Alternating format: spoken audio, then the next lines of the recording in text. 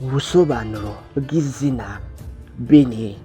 Beni ni izina ry'igiheburayo rifitanye isano n'izina Benwa ndetse n'izina Benjamin, rikaba risobanura umwana w'umuhungu. Rikunze gukoreshwa cyane nk'akabyiniriro, bamwe uzasanga bamuhamagara Beni, Beni ndetse n'andi mazina atandukanye. Rino ni izina rishobora guhabwa abana b'abakobwa cyangwa se abana b'abahungu. Munyemerere turebere hamwe bimwe mu biranga abantu bitwa ba Beni. Beni ni umuntu uba ukunda kwikoresha kurenza uko yakoreshwa n'undi muntu.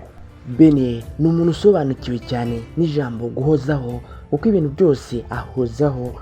Beni kandi ni umuntu udahindagurika, ku buryo uko wari umuzi kera n'uyu munsi niko umusanga. Beni ni umuntu uba uzi guhanga ibihangano byiza.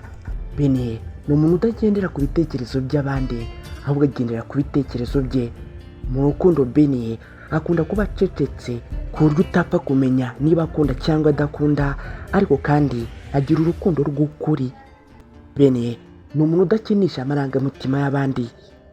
Beni iyo yagutakarije icyizere biba birangiye, kubera yuko bigorana kongera kukwizera. Mu mubano usanzwe n'abandi bantu usanga Beni ari umuntu usigasira umubano we n'abandi.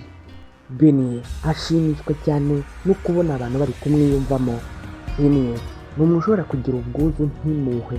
Beni ni umuntu wanga uburyarya cyane. Gusa Beni iyo atigenzuye aba ashobora kwinjira muri byinshi bikamunanira kubisohokamo.